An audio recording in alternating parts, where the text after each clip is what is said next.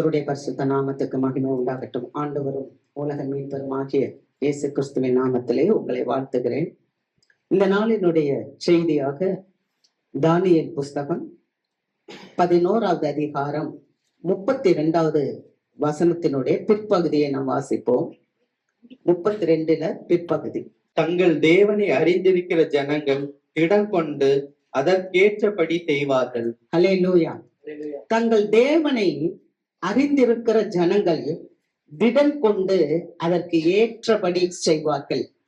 அப்ப ஆண்டவரை அறிந்திருக்கிற பிள்ளைங்க திடன் கொள்வாங்க.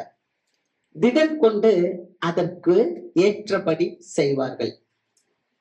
அங்க இன்றைக்கு நமக்கு செய்தி என்னன்னா, அறிந்திருக்கிற ஜனங்கள்.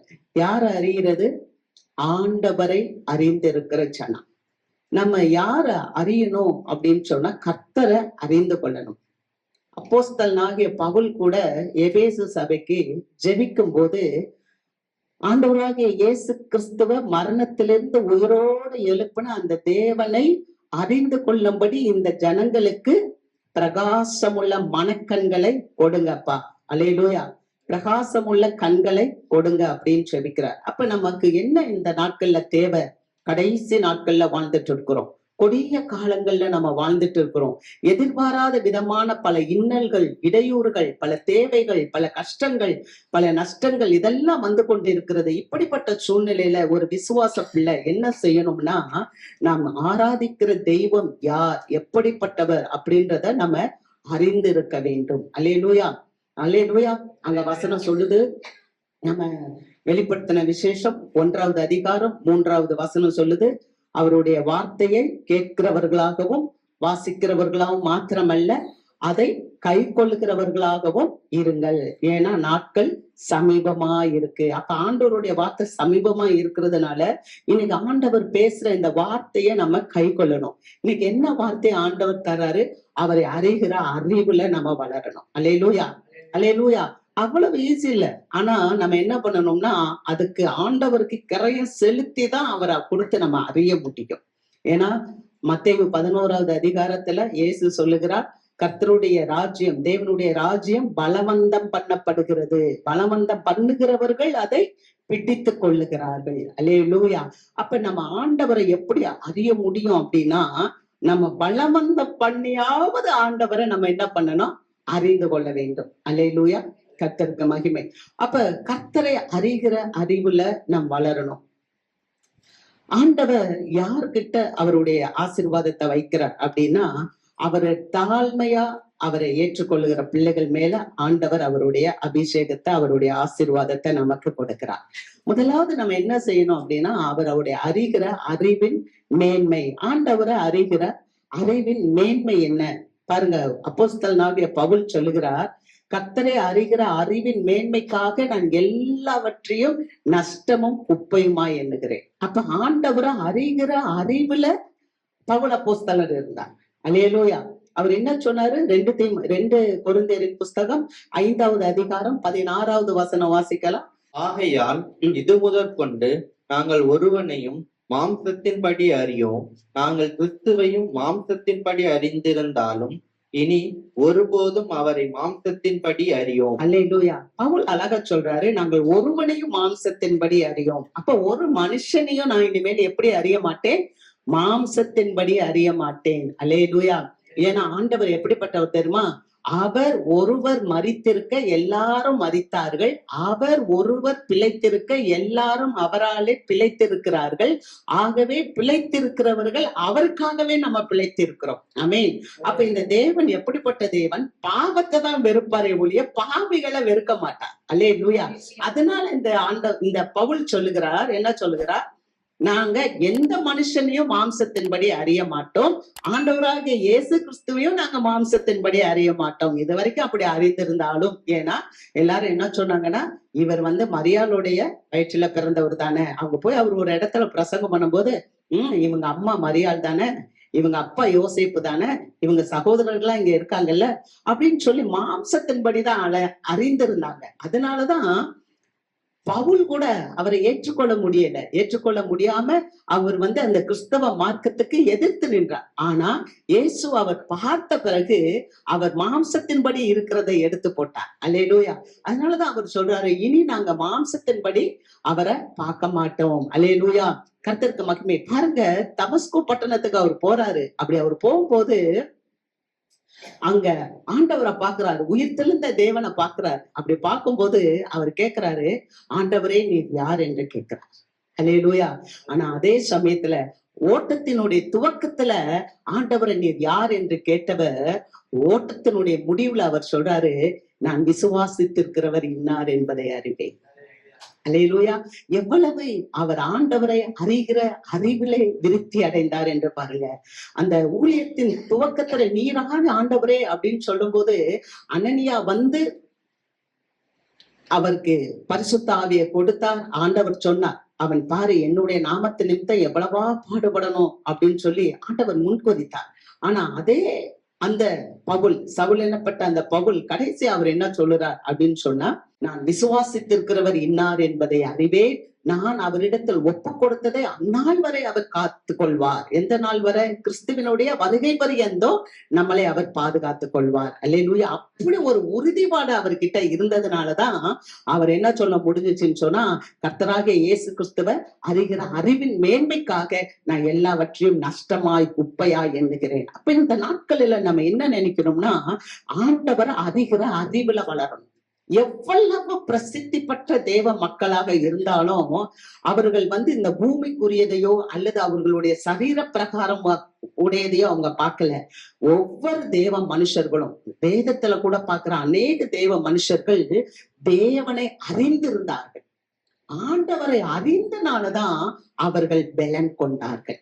அல்லேலூயா. ஆக நாமும் ஆண்டவரை அறிகிற அறிவுல விருத்தி அடைய வேண்டும். ஆமென். அவர் வசனம் சொல்லுகிறது, நீதிமொழிகள் புஸ்தகம், நீதிமொழிகள் 9வது அதிகாரம் 10வது வசனம். கர்த்தருக்கு பயப்படுதலின் ஞானத்தின் ஆரம்பம் பரிசுத்தரின் அறிவே அறிவு. அல்லேலூயா. அப்ப நம்ம ஆண்டவரை அறிகிற அறிவுல விருத்தி அடைய வேண்டும். அதைத்தான் சாலமோன் ஞானி சொல்லுகிறார், பரிசுத்தரின் அறிவே அறிவு. இந்த உலகத்துல நிறைய அறிவுகள் காணப்படுகிறது. நீங்க தானியேலின் புஸ்தகம் 12வது அதிகாரம் 4வது வசனத்தை வாசிக்கும் போது கடைசி காலத்துல அறிவு பெருகி போகும் சொல்லியிருக்கு. கடைசி காலத்துல எப்படி பெருகி போகும்? நிறைய ஜனங்கள் ஓடி ஆடி இந்த உலகத்தினுடைய காரியங்கள் எல்லாம் தெரிந்து கொள்ள நினைப்பாங்க. செய்தித்தாள்கள் மூலமா, தொலைக்காட்சிகள் மூலமா, கைபேசி மூலமா, அந்த சமூக வலைதளங்கள் மூலமா நிறைய அறிவுகள் பெருகும். ஆனா இந்த அறிவெல்லாம் எதிர்மறையான அறிவு, ஒரு மனுஷனுக்கு வாழ்வு கொடுக்கிற அறிவு அல்ல. ஆனா இன்னொரு அறிவு இருக்கு, அதுதான் தெய்வீக அறிவு. அல்லேலூயா. 2 விதமான அறிவு. ஒண்ணு இந்த உலகம் கொடுக்கிற அறிவு, ஆனா 2வது தெய்வீகமான அறிவு. இந்த அறிவு பரத்துல இருந்து நமக்கு கொடுக்கப்படுகிற அறிவு. அல்லேலூயா. அதனாலதான் மரியாள் தன்னை விட்டு எடுபடாத நல்ல பங்கை தெரிந்து கொண்டாள். அப்ப தேவனுடைய சமூகத்துல உட்காரும் போது அங்க என்ன தேவனே நமக்கு போதிப்பார். வாசிக்கலாம். உபாகமம் புஸ்தகம் 33வது அதிகாரம் 3வது வசனம். மெய்யாகவே அவர் ஜனங்களை சிநேகிக்கிறார், அவருடைய பரிசுத்தவான்கள் எல்லாரும் உம்முடைய கையில் இருக்கிறார்கள், அவர்கள் உம்முடைய பாதத்தில் விழுந்து உம்முடைய வார்த்தைகளினால் போதனை அடைவார்கள். அல்லேலூயா. மெய்யாகவே அவர் ஜனங்களை சிநேகிக்கிறார், அவருடைய பரிசுத்தவான்கள் எல்லாரும் உம்முடைய கையில் இருக்கிறார்கள். அப்ப தேவனுடைய பிள்ளைகள் எல்லாரும் தேவனுடைய கையில இருக்கிறோம். அவர்கள் உம்முடைய பாதத்தில் விழுந்து உம்முடைய வார்த்தையினாலே போதனை அடைவார்கள். தேவ பிள்ளைங்க அதிகமா ஆண்டவருடைய சமூகத்துல போகும்போது தேவனே அவர்களோடு கூட பேசுவார். அல்லேலூயா. அல்லேலூயா. எவ்வளவா நாம் தேவனை வாஞ்சிக்கிறோமோ, வாஞ்சிக்கும் போது ஆண்டவரே அவர்களோடு பேசி அவர்களுக்கு போதனையை கொடுப்பார். ஆகவேதான் இது தெய்வீக அறிவு. அப்ப ஆண்டவருடைய சமூகத்துல, ஆண்டவருடைய வேதத்துல இரவும் பகலும் தியானமாய் இருக்கிற மனுஷன் பாக்கியவான், அவன் செய்வதெல்லாம் வாய்க்கும். அப்ப அவர்கிட்ட இருந்து போதனை அடையும் போது தேவ பிள்ளைகள் செய்கிற காரியங்களை தேவன் வாய்க்க செய்வார். அல்லேலூயா. கர்த்தருக்கு மகிமை. இதுதான் கர்த்தரை அறிகிற அறிவின் மேன்மை. அப்ப நம்ம இன்னும் அதிகமா நம்ம தெரிந்து கொள்ளணும் அப்படின்னா, இந்த உலகத்துல காரியங்கள், ஒரு விசுவாச மக்கள் ஆண்டவரை எப்படி பாக்குறாங்க? 2 விதமான கண்ணோட்டங்கள் இருக்குது, 2 விதமான பார்வைகள் இருக்குது. ஒரு விசுவாசி எப்படி பாக்குறாங்க பாருங்க. நம்ம வசனத்தை வாசிக்கலாம். யோசுவாவின் புஸ்தகம் 14வது அதிகாரம் 10, 11, 12 வசனங்களை வாசிப்போம். இப்போதும் இதோ கர்த்தர் சொன்னபடியே என்னை உயிரோடே காத்தார். இஸ்ரவேலர் வனாந்தரத்தில் சஞ்சரிக்கையில் கர்த்தர் அந்த வார்த்தையை மோசேயோடே சொல்லி இப்போது 45 வருஷமாயிற்று. இதோ இன்று நான் 85 வயதுள்ளவன். மோசே என்னை அனுப்புகிற நாளில் எனக்கு இருந்த அந்த பலன் இந்நாள் வரைக்கும் எனக்கு இருக்கிறது. யுத்தத்திற்கு போக்கும் வரத்துமாய் இருக்கிறதற்கு அப்போது எனக்கு இருந்த பலன் இப்போதும் எனக்கு இருக்கிறது. ஆகையால் கர்த்தர் அந்நாளிலே சொன்ன இந்த மலை நாட்டை எனக்கு தாரும். அங்கே ஏனோக்கியரும் அரணிப்பான பெரிய பட்டணங்களும் உண்டென்று நீர் அந்நாளிலே கேள்விப்பட்டீரே. கர்த்தர் என்னோடு இருப்பாரானால் கர்த்தர் சொன்னபடி அவர்களை துரத்தி விடுவேன் என்றான். அல்லேலூயா. இங்க பாருங்க, காலேப் என்பவர் சொல்லுறார். என்ன சொல்லுறார்? யோசுவாட்ட சொல்றார், இப்போதும் இதோ கர்த்தர் சொன்னபடியே என்னை உயிரோடு காத்தார். ஆண்டவரை அழகா அறிந்து வைத்திருக்கிறார் இந்த காலேப். என்ன சொல்றாரு? 40 வயசுல மோசே என்ன சொன்னாரு? இந்த மலை நாட்டை உனக்கு தருவேன்னு சொன்னாரு. அப்போ எனக்கு வயசு 40 வயது. ஆனா இப்ப எனக்கு 85 வயசாச்சு.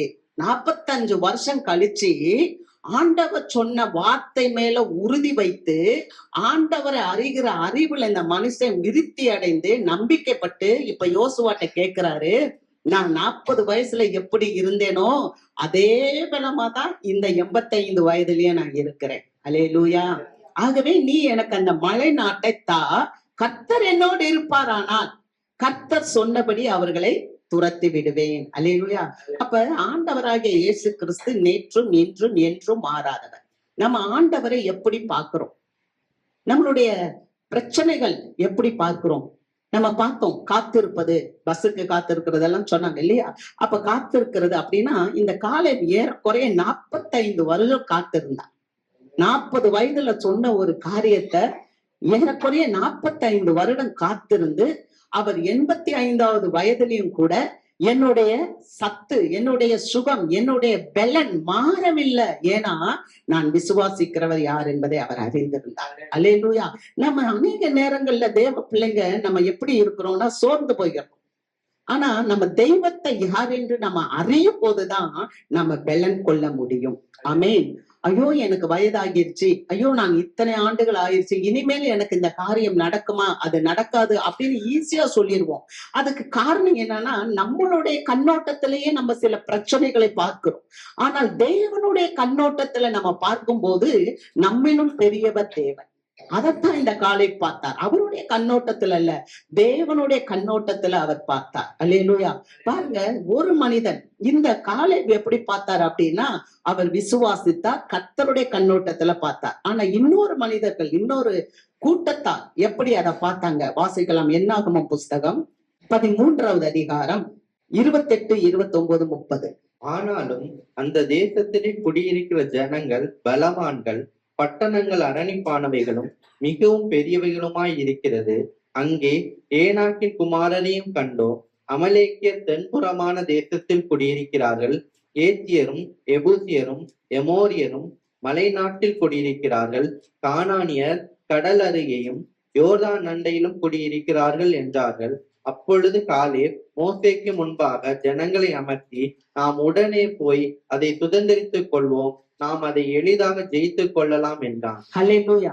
2 விதமான கண்ணோட்டம். 10 பேர் என்ன சொல்றாங்க? அந்த தேசத்தை வேவு பார்த்துட்டு வந்து, அந்த தேசம் நல்ல தேசம், புசிப்பதற்கு ஏற்ற நல்ல வளங்கள் இருக்கிறது, பாலும் தேனும் ஓடுகிறது, அங்க பெரிய பெரிய திராட்சை கொலைகள்லாம் இருக்கிறது, அத்தி பழங்கள் இருக்கிறது, மாதளஞ்செடிகள்லாம் இருக்குது, பழங்கள்லாம் இருக்கு, எல்லாம் இருக்கு. ஆனா அங்க யாரு இருக்கிறாங்கன்னா பலவான்கள் இருக்கிறாங்க, நம்மை காட்டிலும் பெரியவர்கள் பலவான்களா இருக்கிறாங்க அப்படின்றாங்க. அடுத்து அவங்க என்ன சொல்றாங்க? அது அரணிப்பான தேசம்தான், பெரிய பெரிய கோட்டைகளும் தாழ்பால்களும் இருக்கிற தேசம்தான். ஆனா அங்க இருக்கிற ஜனங்களுக்கு முன்னால எங்களை பார்க்கும் போது நாங்க வெட்டுக்கிளிகள் போல இருந்தோம். தேவ மக்கள் தேவனை அறிந்து கொள்ளாவிட்டால் நம் வாழ்க்கையில பலனடைய முடியாது. அல்லேலூயா. இன்னைக்கு அநேகர் நம்ம எதை பார்க்கிறோம், எதை பார்த்து நம்ம பலன் கொள்கிறோம் அப்படின்னு சொன்னா நம்மளுடைய வேலையை பார்த்துக்கிறோம், அந்த நம்ம மாத வருமானத்தை பார்த்துக்கிறோம், அல்லது நம்மளுடைய பேங்க் பேலன்ஸ் எவ்வளவு இருக்குன்னு பாத்துக்கிறோம், அல்லது நம்முடைய சொத்துக்கள் எவ்வளவு இருக்கு அவ்வளவுதான் பாத்துக்கிறோம். இதெல்லாம் இருந்தா போதுமா அப்படின்னு நினைக்கிறோம். ஆனா அதுவல்ல, அதுவும் வேணும். ஆனா அதை காட்டிலும், அது இல்லாவிட்டாலும் நமக்கு என்ன வேணும்னா விசுவாச பார்வை வேண்டும். அல்லேலூயா, அல்லேலூயா. அவன் தான் விசுவாசிக்கிறவன் பதறான். விசுவாசிக்கிறவனுக்கு எல்லாம் கூடும். நீ விசுவாசித்தால் தேவனுடைய மகிமையை காண்பான். அல்லேலூயா. அதுதான் இந்த ஆளை பார்த்தார். அல்லேலூயா. ஐயோ, 10 பேர் துர்ச்செய்தியை வந்து சொன்னாங்க. அது பெரிய இடம். அங்க ஏனோக்கியர்கள் இருக்கிறாங்க, ராட்சசர்கள் இருக்கிறாங்க, நீண்ட கழுத்துடையவர்கள் இருக்கிறாங்க. அவங்க எல்லாம் கடற்கரை பக்கத்திலயும் அந்த சமவெளிகளிலும் இருக்கிறாங்க. எல்லாரும் மக்களும் இருக்கிறாங்க. நம்ம அங்க போக முடியாது அப்படி என்று சொல்லி ஒரு துர்ச்செய்தியை பார்த்தார்கள். ஏன்னா மாம்ச பிரகாரமாக அவர்களுடைய கண்களிலேயே அந்த பிரச்சனையை பார்த்தார்கள். ஒருவேளை இன்றைக்கு நாம் இந்த இடத்துல கூடி வந்திருக்கிறோம், நமக்கு உரிய பிரச்சனை நம்முடைய அலுவலகத்துல இருக்கலாம், நம்முடைய குடும்பத்துல இருக்கலாம், நம்முடைய தனிப்பட்ட காரியத்துல இருக்கலாம். ஆனால் நாம் அந்த பிரச்சனையை எப்படி பார்க்கிறோம்? அல்லேலூயா, அல்லேலூயா. நம்ம அந்த பிரச்சனையை எப்படி பார்க்கிறோம்? நம்ம பிரச்சனையை எப்படியாவது பார்க்கணும்னா, பிரச்சனையை பார்க்கிலும் அந்த பிரச்சனையை நீக்குகிற தேவன் பெரியவர். அல்லேலூயா. நம்முடைய ஆண்டவர் எப்படிப்பட்டவர்? நம்ம கடுகளவு விசுவாசம் இருந்து இந்த பெரிய மலையை பார்த்து நீ மலையில் தண்ணீர்ல கடலில தள்ளுண்டு போன்னு சொன்னா நீங்க சொன்னபடியே ஆகும் சொன்னார். ஆமென். அப்ப அப்படிப்பட்ட தேவனை ஆராதிக்கிற நாம நம்முடைய தேவனுடைய வல்லமையை அறிந்து கொள்ள வேண்டும். இந்த காலை சொன்னா நாம போகலாம், நம்ம எளிதா போய் அதை பிடித்துக் கொள்ளலாம், எளிதா நாம் அதை வென்று விடலாம், அதை ஜெயித்து விடலாம். எல்லாரும் என்ன சொன்னாங்க தெரியுமா? பிரச்சனையை பேசினாங்க, முறுமுறுத்தாங்க, அழுதாங்க, புலம்பினார்கள். மீண்டும் நாங்கள் எகிப்துக்கு போனால் நலமா இருக்கும் என்று சொன்னாங்க. ஆனா காலை பொறுத்தர் மற்ற என்ன சொன்னார் தெரியுமா? நம்ம வாசிக்கலாம். அதே என்னாகமும் 14வது அதிகாரம் 7, 8, 9 வசனங்களை வாசிப்போம். இஸ்ரவேல் புத்திரரின் சமஸ்த சபையையும் நோக்கி, நாங்கள் போய் சுற்றி பார்த்து சோதித்த தேசம் மகா நல்ல தேசம். கர்த்தர் நம்மில் பிரியமாய் இருந்தால் அந்த தேசத்திலே நம்மை கொண்டு போய் பாலும் தேனும் ஓடுகிற அந்த தேசத்தை நமக்கு கொடுப்பார். கர்த்தருக்கு விரோதமாக மாத்திரம் கலகம் பண்ணாதிருங்கள். அந்த தேசத்தின் ஜனங்களுக்கு நீங்கள் பயப்பட வேண்டியதில்லை. அவர்கள் நமக்கு இரையாவார்கள். அவர்களை காத்த நிழல் அவர்களை விட்டு விலகி போயிற்று. கர்த்தர் நம்மோடே இருக்கிறார். அவர்களுக்கு பயப்பட வேண்டியதில்லை என்றார்கள். அல்லேலூயா. ஒரே பிரச்சனை. ஒரு இடத்த மோசே வேவ பார்க்க அந்த 12 பேரை தெரிந்து கொண்டு அனுப்பும் போது 10 பேர் அந்த தேசத்தை குறித்து துர்ச்செய்தியை சொன்னார்கள், பயந்தார்கள். ஆனால் இந்த யோசுவாவும் காலேபும் சொல்லும் போது இந்த காலேபு சொல்லுகிறார், ஐயோ, நாங்கள் போய் சுற்றி பார்த்து வந்த தேசம் மகா நல்ல தேசம். அல்லேலூயா, அல்லேலூயா. கர்த்தர் நம்மளை வைத்திருக்கிற இடம் ரொம்ப நல்ல இடம். எத்தனை பேர் ஆமேன்னு சொல்றீங்க? அல்லேலூயா. நம்மள நல்ல இடத்துலதான் ஆண்டவர் வச்சிருக்கார், நல்ல தேசத்துல வச்சிருக்கார், நல்ல இடத்துல வச்சிருக்கார், நல்ல சபையில வச்சிருக்கிறார், நல்ல ஸ்கூல்ல வச்சிருக்கிறார், நல்ல வேலை ஸ்தலத்துல வச்சிருக்காரு. எத்தனை பேர் ஆமேன்னு சொல்றீங்க? அல்லேலூயா, அல்லேலூயா. நம்ம விசுவாசிக்கணும். கர்த்தர் என் கூட இருக்கிறார், கர்த்தர் என் பட்சத்துல இருக்கிறார். அல்லேலூயா. ஆக அந்த தேசம் நல்ல தேசம். அத அவங்க சொல்றார். அடுத்து சொல்றார், கர்த்தர் நம்மேல் பிரியமாய் இருந்தார் அந்த தேசத்துல நம்மளை கொண்டு போய் பாலும் தேனும் ஓடுகிற அந்த நல்ல தேசத்தை கொடுப்பார். கர்த்தர் நம்ம மேல பிரியமா இருக்கணும். அவர் சொல்றாரு, கர்த்தருக்கு விரோதமாக மாத்திரம் நீங்க கலகம் பண்ணாதீங்க, கர்த்தருக்கு விரோதமாக மாத்திரம் நீங்க கலகம் பண்ணாதீர்கள். அந்த தேசத்தின் ஜனங்களுக்கு நீங்கள் பயப்பட வேண்டியதில்லை. நம் வாழ்க்கையில வருகிற பிரச்சனைகள், சூழ்நிலைகள், கஷ்டங்கள், தேவைகள் இதெல்லாம் பார்த்து நம்ம என்ன பண்ண வேண்டாம்? பயப்பட வேண்டாம். கர்த்தருக்கு விரோதமா நம்ம என்ன பண்ணிடக்கூடாது? கலகம் பண்ணிடக்கூடாது. ஐயோ, இது நடக்குமா? நம்ம ஆண்டவருடைய அன்பை மட்டுப்படுத்தி விடக்கூடாது. இஸ்ரவேல் ஜனங்கள் என்ன செஞ்சாங்க தெரியுமா? தேவனை மட்டுப்படுத்தினாங்க, அவருடைய பரிசுத்தத்தை மட்டுப்படுத்தினார்கள். அதனால அவங்க பாவம் செய்தார்கள் என்று சங்கீதக்காரர் சொல்லுகிறார். அல்லேலூயா. பரிசுத்த தேவனுடைய அந்த பரிசுத்தவான், அந்த பரிசுத்தரை மட்டுப்படுத்தினார்கள். நம்ம மட்டுப்படுத்தக்கூடாது. கர்த்தருக்கு மகிமை. அவங்க சொல்றாரு, அவங்களுக்கு பயப்பட வேண்டியதில்லை, அவர்கள் நமக்கு இரையாவார்கள். சில பிரச்சனைகளை பார்த்து பயப்படுறோம் இல்லையா? ஆனா நம்ம ஜெபிக்கிறோம். ஆண்டவர் நமக்கு ஜெபத்தை கற்றுக் கொடுத்தார். லூக்கா எழுதின நற்செய்தியின் உள்ள 6வது அதிகாரத்துல நம்ம வாசிக்கிறோம். அப்ப அந்தந்த நாளுக்குரிய அன்றன்றுள்ள ஆகாரத்தை இன்று எங்களுக்கு தாரும். அல்லேலூயா. அன்றன்றுள்ள அப்பத்தை எங்களுக்கு தாரும். அப்ப இந்த வாழ்க்கையில நமக்கு வருகிற ஒவ்வொரு பிரச்சனையும் நமக்கு எப்படின்னா ஒரு அப்பம் போல. காலேப் என்ன சொன்னாரு? அவர்கள் நமக்கு இரையாவார்கள். அவங்க ஒரு பெரிய கெயிண்ட் ராட்சசன். அந்த ராட்சச அப்பத்தை தேவன் நமக்கு தருகிறார். அல்லேலூயா. நம்ம நல்லா போய் அதை புசிக்கலாம். ஆமென். அல்லேலூயா. அப்ப நம்ம வாழ்க்கையில நமக்குள்ள இருக்கிற பிரச்சனைகளை பார்க்கறத விட பிரச்சனைய மாற்றுகிற தேவன் என்னோட கூட இருக்கிறார்.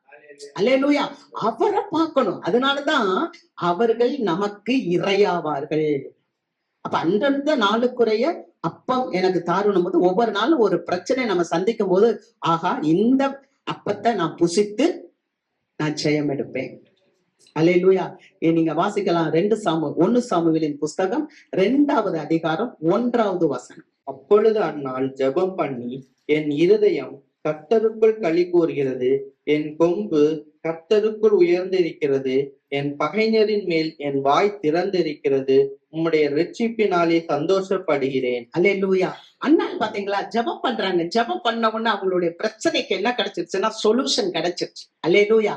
அவங்களுடைய பிரச்சனைக்கு தீர்வு கிடைச்சிருச்சு. தீர்வு கிடைத்த உடனே என்ன சொல்றாங்கன்னா, அண்ணால் சொல்றாங்க, என் இருதயம் கர்த்தருக்குள் களி கூறுகிறது. கர்த்தருக்குள்ள நம்ம இருதயம் களி கூறணும். ஆமென். அல்லேலூயா. தொய்ந்து போயிடக்கூடாது, சோர்ந்து போயிடக்கூடாது. கர்த்தருக்குள் எப்போதும் நம்ம களி கூறணும். அடுத்து சொல்றாரு, என்னுடைய கொம்பு கர்த்தருக்குள் உயர்ந்து இருக்கிறது. நம்ம எப்ப பார்த்தாலும் கர்த்தருக்குள் கர்த்தருக்குள். காலேப் பாருங்க, கர்த்தருக்குள், கர்த்தர் நம்ம மேல் பிரியமா இருந்தார். கர்த்தருக்கு விரோதமா நீங்க கலகம் பண்ணாதீங்க, நம்ம எளிதா போய் அதை நம்ம ஜெயிச்சு கொள்ளலாம். கர்த்தர் கர்த்தன்றார். ஆனா ஒரு கூட்டம் என்ன சொல்லுச்சு? கர்த்தரை பத்தியே பேசல, அது பிரச்சனையை பத்தியே பேசிச்சு. ஐயோ, அவங்க பலவான்களா இருக்காங்க, அவங்க நீண்ட கழுத்து உள்ளவங்களா இருக்காங்க, அவங்க முன்னால நம்மளை பார்க்கும்போது வெட்டிக்கிளிய போல இருக்கிற பிரச்சனையே பாக்குது, கர்த்தரை பார்க்க மாட்டேங்குது. ஆனா காலேப் யார பாக்குறான்னா, கர்த்தர் கர்த்தர் கர்த்தர். இந்த அருமையான அம்மா அண்ணால் அவங்க போய் ஜெபிக்கிறாங்க. ஜெபித்தவன சொல்றாங்க, கர்த்தருக்குள் என் இருதயம் களி கூறுகிறது, கர்த்தருக்குள் என்னுடைய கொம்பு உயர்கிறது, என் பகைஞரின் மேல் என் வாய் திறந்திருக்கிறது. அப்போ ஒரு பெரிய அப்பத்தை சாப்பிடுவதற்கு, ஒரு பெரிய இரையை புசிப்பதற்கு இவர்களுடைய வாய் திறந்திருக்கிறது. அல்லேலூயா. அல்லேலூயா. எந்த ஒரு பிரச்சனையா இருந்தாலும், எந்த ஒரு ப்ராப்ளமா இருந்தாலும், அந்த ப்ராப்ளத்தை நான் முழுகி சால்வ் ஆக்கிருக்கேன். அல்லேலூயா. அப்படியாக அவர் சொல்ற, உம்முடைய ரட்சிப்பினாலே சந்தோஷம் அடைகிறேன். அருமையான ஒரு களி கூறுதலின் பாட்டு அல்லவா? அல்லேலூயா. ஆக பிரச்சனைகள் அல்ல, பிரச்சனைகளுக்கு மேலாக இருக்கிற தேவனை இவர்கள் பார்த்ததுனாலதான் அவர்கள் சொல்ல முடிஞ்சிச்சு, என் இருதயம் களி கூறுகிறது, என் கொம்பு கர்த்தருக்குள் உயர்ந்திருக்கிறது, என் வாய் திறந்திருக்கிறது என்று சொன்னார்கள். கர்த்தருக்கு ஸ்தோத்திரம். அது மாத்திரமல்ல, அங்க சொல்றாரு, அவர்களை காத்த நிழல் அவர்களை விட்டு விலகி போயிற்று, கர்த்தர் நம்மோடு இருக்கிறார், அவர்களுக்கு பயப்பட வேண்டியதில்லை என்று சொன்னார். அவங்களை காத்த நிழல் அது என்ன ஆயிடுச்சு? அவங்களை விட்டு போயிடுச்சு. ஆண்டவருடைய வல்லமையை அவர் புரிந்திருந்தார். ஆமென். காலேப் தன்னுடைய வாழ்க்கையில பிரச்சனை அல்ல, பிரச்சனையை பார்க்கிலும் தேவனுடைய வல்லமை அவர் புரிந்திருந்தபடியினாலே, கர்த்தரை அறிகிற அறிவிலே அவருடைய வல்லமை எப்படிப்பட்டது என்பதை அறிந்திருந்ததினாலே அவர் நல்ல தீர்மானமா சொல்றார், அவர்களை காத்த நிழல் அவர்களை விட்டு போயிற்று. வாசிக்கலாமா? ஏசாயாவின் புஸ்தகம் 41வது அதிகாரம் 10வது வசனம். நீ பயப்படாதே, நான் உன்னுடனே இருக்கிறேன், திகையாதே, நான் உன் தேவன், நான் உன்னை பலப்படுத்தி உனக்கு சகாயம் பண்ணுவேன், என் நீதியின் வலது கரத்தினால் உன்னை தாங்குவேன். 12வது வசனம். உன்னோட போராடினவர்களை தேடியும் காணாதிருப்பாய், உன்னோட யுத்தம் பண்ணின மனுஷர் ஒன்றுமில்லாமல் இல்பொருள் ஆவார்கள். 13வது வசனம். உன் தேவனாயிருக்கிற கர்த்தராகிய நான் உன் வலது கையை பிடித்து பயப்படாதே, நான் உனக்கு துணை நிற்கிறேன் என்று சொல்லுகிறேன். அல்லேலூயா. இங்க நம்ம பார்க்கிறோம், ஒவ்வொரு காரியத்தை பார்க்கும்போது, நான் உன்னை பலப்படுத்துகிறேன், நான் உனக்கு சகாயம் செய்கிறேன், நான் உன்னை வலது கரத்தினால் தாங்குவேன். இன்னும் ஒரு வசனம் கூட, உன்மேல் எரிச்சலா இருக்கிற யாவரும் வெற்றி லட்சை அடைவார்கள், உன்னோடு வழக்காடுகிறவர்கள் நாசமாகி ஒன்றும் இல்லாமல் போவார்கள். உன்னோட போராடினவர்களை நீ தேடியும் காணாதிருப்பாய். உன்னோடு யுத்தம் பண்ணின மனுஷர்கள் ஒன்றுமில்லாமல் இல்பொருள் ஆவார்கள். உன் தேவனாய் இருக்கிற கர்த்தராகிய நான் உன் வலது கையை பிடித்து நீ பயப்படாதே, நான் உனக்கு துணை நிற்கிறேன் என்று சொல்லுகிறேன். அல்லேலூயா. அப்ப பிரச்சனை நேரத்துல நம்ம யார பார்க்கணும்னு சொன்னா ஆண்டவரை பார்க்கணும். அல்லேலூயா. ஆண்டவர் நமக்கு துணை நிற்கிற தேவன். அவரை அறிகிற அறிவுல நம்ம வளர வேண்டும். நமக்கு முன்னால எவ்வளவு பெரிய ப்ராப்ளம் இருந்தாலும் சரி, அது ஒருவேளை உங்களுக்கு பொருளாதார கஷ்டமாக இருக்கலாம், அல்லது உங்களுக்கு ஒரு வேலை நீண்ட நாட்களாக உங்க சரீரத்துல இருக்கிற ஒரு பலவீனமாக இருக்கலாம், அல்லது நீண்ட நாட்களாக ஏதோ ஒரு தேவையை குறித்து நீங்கள் அதற்காக ஜெபிக்கிற ஒரு காரியமாக இருக்கலாம். ஆனா எந்த காரியமா இருந்தாலும் சரி, அல்லேலூயா, ஒண்ணு ஆண்டவருடைய சமூகத்துல நீங்க எப்படி இருக்கணும்னு சொன்னா சந்தோஷமாக அவர்கிட்ட நம்ம நம்பி இருக்க வேண்டும். அவர் அறிகிற அறிவுல நம்ம வளர வேண்டும். ஆமென். அதனாலதான் பக்தன் சொல்லுகிறான், உம்மாலே நான் ஒரு சேனைக்குள் பாய்ந்து போவேன், உம்மாலே நான் ஒரு மதிலை தாண்டுவேன். மாத்திரமல்ல, நான் அவரை எனக்கு முன்பாக வைத்திருக்கிறேன். தாவீது சொல்லுகிறார், கர்த்தரை எனக்கு முன்பாக நான் வைத்திருக்கிறேன், அவர் என் வலது பாரசத்தில் இருக்கிறபடியால் நான் அசைக்கப்படுவதில்லை. ஒரு தேவ பிள்ளை ஆண்டவரை அறிகிற அறிவுல வந்துருச்சுன்னா என்ன தெரியுமா, அசைக்கப்பட முடியாது. ஆமென். அல்லேலூயா. 125வது சங்கீதத்தை பார்க்கிறோம், 1வது வசனம். கர்த்தரை நம்புகிறவர்கள் என்றென்றைக்கும் அசையாமல் நிலைத்திருக்கும் சீயோன் பர்வதத்தை போல் இருப்பார். அல்லேலூயா, அல்லேலூயா. கர்த்தரை நம்புறவங்க என்றென்றைக்கும் அசையாமல் நிலைத்திருக்கும் சீயோன் பர்வதத்தை போல இருப்பார். அப்ப அந்த ஆண்டவர் எப்படிப்பட்டவர்? நம்மளை அசைவுற விட மாட்டார். நம்மளை அசைவுற விட மாட்டார். அதுதான் அவரை குறித்து அறிகிற அறிவு. இந்த காலேப் என்ன சொல்றாரு, 40 வயசுல நான் எப்படி இருந்தேனோ அதே போல இந்த 85 வயதுல இருக்கிறேன். அது கர்த்தரை அறிகிற அறிவு. அல்லேலூயா. அன்னைக்கு நான் எப்படி ஒரு பலசாலியா இருந்தேன், இன்னைக்கு நான் அதே பலசாலியாக இருக்கிறேன். அல்லேலூயா. ஏன்னா கர்த்தரை அறிகிற அறிவு ஒரு தேவ பிள்ளைக்கு இருக்கும் போது என்ன சொல்லும் தெரியுமா, ஐயோ எனக்கு வியாதி இருக்கு, ஐயோ எனக்கு பிளட் பிரஷர் இருக்கு, இல்ல எனக்கு சுகர் இருக்கு, இல்ல எனக்கு இந்த மாதிரியான வயது மூப்பாயி போச்சு, அதனால என்னால முடியல. அதெல்லாம் வேணாம், அதெல்லாம் உலகத்தின் காரியம். ஆனா உன்னத பலன் நம்ம மேல வரும்போது, அல்லேலூயா, உன்னத பலன் வரும்போது என்ன நடக்கும் தெரியுமா, இயலாததை முடியாததை முடிய வைக்கிறது தான் உன்னதத்தின் பலன். அதை அறிகிற அறிவில நம்ம வளரும் போது நமக்கு இந்த உலகத்துல காணப்படுகிற எந்த காரியங்களும் நமக்கு முன்பாக நிற்க முடியாது. அல்லேலூயா. ஆகவேதான் நம் கர்த்தரை அறிகிற அறிவுல வளரும் போதுதான் கர்த்தர் நமக்கு என்ன தருவார்னா, காண்டா மிருகத்துக்கு ஒத்த பலனை தருவார். அவருடைய வல்லமையை நாம உறுதியாய் பற்றி கொள்ள வேண்டும். ஆகவேதான் வேத வசனம் சொல்லுகிறது, உலகத்தில் இருக்கிறவர்களை காட்டிலும் உங்களிடத்தில் இருக்கிறவர் பெரியவர். தேவன் பெரியவர். அவர் என்ன சொல்றாரு, ஏசாயா 43:2 சொல்லுது, நீ தண்ணீர்களை கடக்கும் போது நான் உன்னோடு இருப்பேன், நீ ஆறுகளை கடக்கும் போது அவைகள் உன்மேல் புரளுவதில்லை, நீ அக்னியில் நடக்கும் போது வேகாது இருப்பாய், அக்னி ஜுவாலை உன் பேரில் பற்றாது. அல்லேலூயா. ஆண்டவரை பிடித்துக் கொள்ளும் போது நமக்கு முன்னால இருக்கிற பிரச்சனைகள் ஒண்ணுமே இல்லை. அல்லேலூயா. அழகான ஒரு பாட்டு இருக்கு, போஷிப்பவர் நீரே, பாதுகாப்பு நீரே, பரிகாரி நீரே, ரட்சகரும் நீரே, சொந்து போனாயோ கவலை கொள்ளாதே, சொந்து போனாயோ கவலை கொள்ளாதே, இயேசு உன்னை சுமப்பார், மகிழ்ச்சி ஆக்குவார், இயேசு உன்னை சுமப்பார், மகிழ்ச்சி ஆக்குவார். அல்லேலூயா. இன்னும் ஒரு வசனத்தை வாசிக்கலாம். 2 பேதுருவின் புஸ்தகம் 1வது அதிகாரம் 2வது வசனம். தேவனையும் நம்முடைய கர்த்தராகிய இயேசுவையும் அறிகிற அறிவினால் உங்களுக்கு கிருபையும் சமாதானமும் பெருக கடவுது. அல்லேலூயா. ஆண்டவராகிய இயேசு கிறிஸ்துவை அறிகிற அறிவு. அவர் எப்படிப்பட்டவர், அவர் எப்படி வல்லமை உள்ளவர், அவருடைய வல்லமையை நம்ம நினைக்க முடியும். 2 மீன் 5 அப்பத்தை 5000 பேர் புசிச்சாங்க இல்லையா? கர்த்தருக்கு மகிமை. பச்சை தண்ணீரை அவர் திராட்சரசமாக மாற்றினார். அல்லேலூயா. பிறவி குருடனை அவர் பார்க்க செய்தார், சப்பானியை எழுந்து நடக்க செய்தார், மரித்தவனை அவர் உயிரோடு கூட எழுப்பினார். இத்தனை நன்மைகள், அவர் செய்த நன்மைகளை எல்லாம் நம்ம நினைக்கும் போது, அவருடைய வல்லமைகளை எல்லாம் நினைக்கும் போது, அவருடைய அற்புதங்களை எல்லாம் நம்ம நினைக்கும் போது, அந்த இயேசுவை அறிகிற அறிவுனால நமக்கு என்ன கிடைக்கும்னா கிருபையும் சமாதானமும் பெருகும். அல்லேலூயா, அல்லேலூயா. அவரை அறிகிற அறிவுல நீங்க இந்த நாட்களில வளருங்க. கர்த்தர் உங்களை வாளாக்காமல் தலையாக்குவார், உங்களை கீழாக்காமல் மேலாக்குவார். ஆமீன். நம்ம அப்படியே எழுந்திருப்போம்.